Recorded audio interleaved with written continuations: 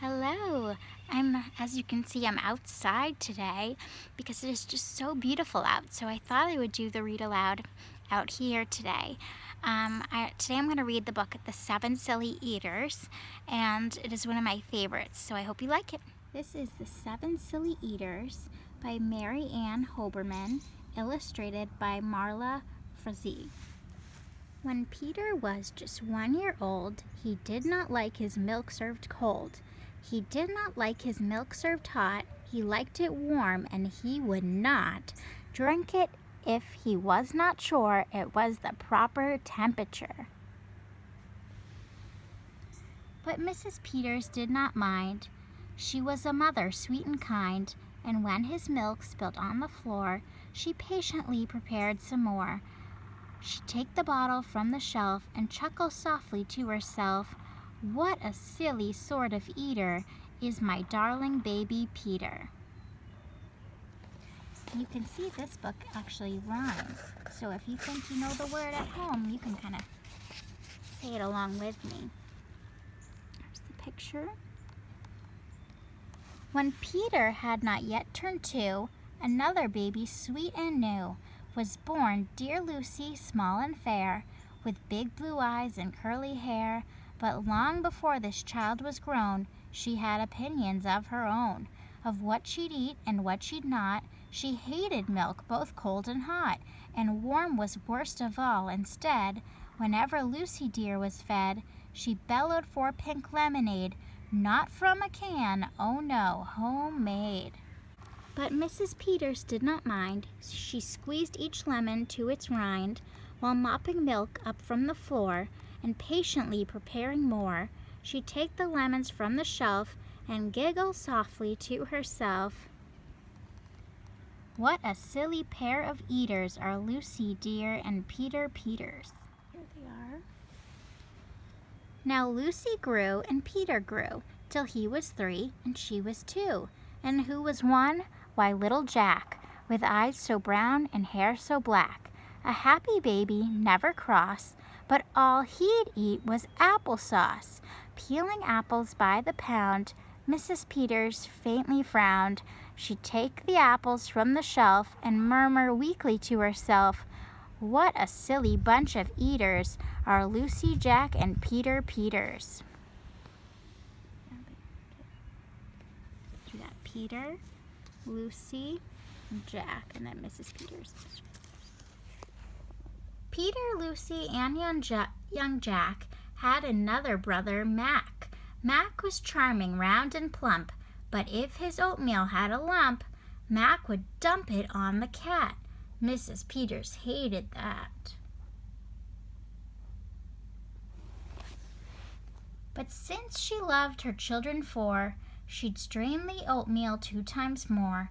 She'd take it from the pantry shelf and mumble sadly to herself, "What a foolish group of eaters are all my precious little Peters." Oops, that kid forgot to go close the door. Oh boy, look at all these kids. Before another year was through, who came along? Why, Mary Lou. She was darling, sweet and bright, and had a healthy appetite. This is, as long as she was fed soft and squishy homemade bread. Poor Mrs. Peters got no rest, but still she did her very best. She'd take the flour from the shelf and mutter feebly to herself, "What a fussy bunch of eaters are all my lovely little Peters." Whoa, look at them. A year rolled by, the children grew. "They really are a splendid crew," sighed Mrs. Peters, pinning pins and diapering her brand new twins. Little sisters, quick and smart, impossible to tell apart, but Flo liked poached eggs, Fran liked fried. If she mixed them up, they cried. Tired to the bone, Mrs. Peters groaned a groan. She'd take the egg down from the shelf and whisper weakly to herself, "What a persnickety young eaters are all my 7 little Peters."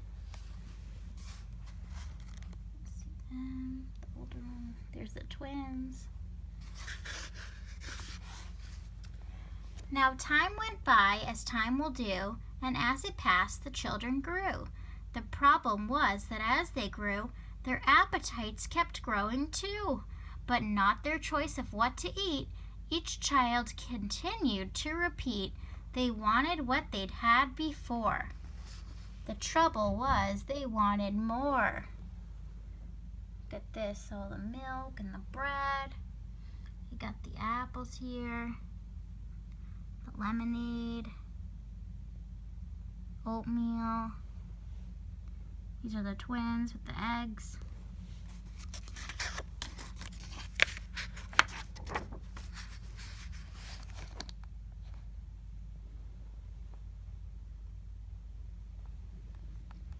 Creamy oatmeal, pots of it, homemade bread and lots of it. Peeling apples by the peck, Mrs. Peters was a wreck. We even got some more kids over here.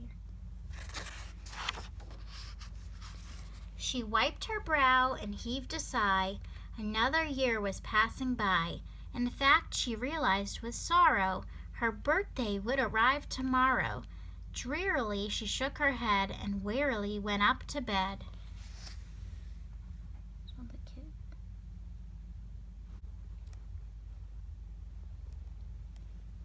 She thought the children had forgot her special day, but they had not. At crack of dawn they all began to carry out their secret plan.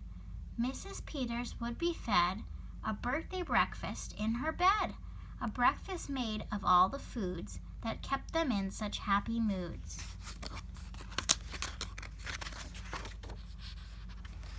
So while their weary mother slept, down the stairs the children crept, and from the cupboards and the shelves happily they helped themselves.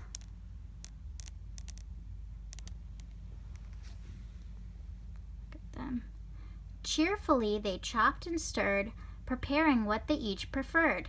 But despite the pains they took, since nobody knew how to cook, to measure things or make them hot, the more they tried, the worse it got. First, Mac's oatmeal turned out lumpy, which made poor Mac turn grim and grumpy. In fact, the lumps got him so cross, he dumped them in Jack's applesauce. Look at that. This bothered Jack so much he threw it in the dough of Mary Lou, who tossed the mishmash that made straight into Lucy's lemonade. And that put her in such a huff, she poured the icky sticky stuff into the double frying pan that held the eggs of Flo and Fran, who flung the hodgepodge on the spot into the milk in Peter's pot.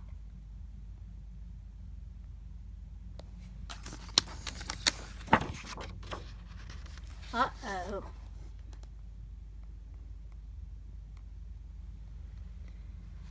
But when they saw what they had done, they wished they never had begun.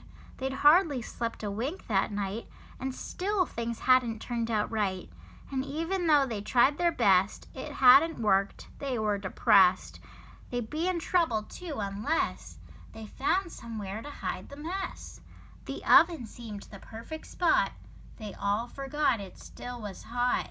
They stuck the pot inside and then they all went back to bed again. The clock struck 6, but on they slept. Meanwhile, their mother softly stepped down to the kitchen, smelled a smell. What could it be? She could not tell.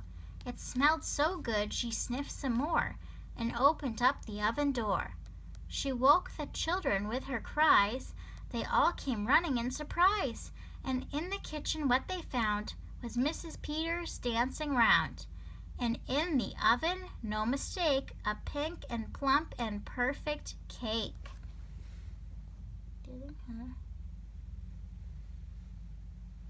Woo.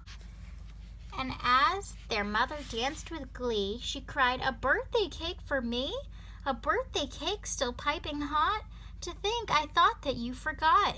Now tell me, please, how did you make this pink and plump and perfect cake, so high and light and smooth as silk.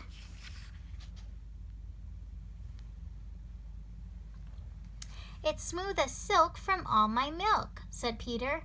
Lucy said, it's pink from all my lemonade, I think. And from my apples, added Jack.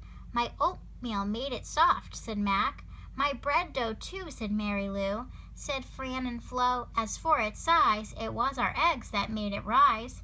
Then everybody sniffed some more and danced around the kitchen floor.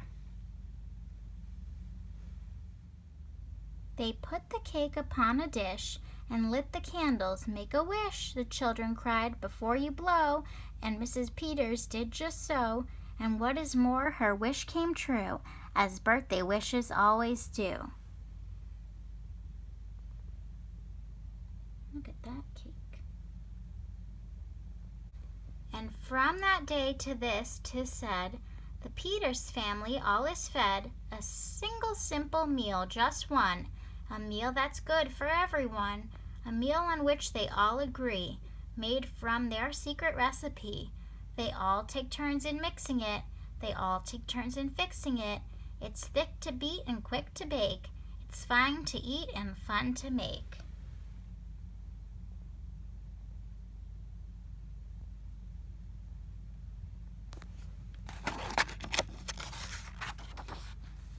It's Mrs. Peters' birthday cake.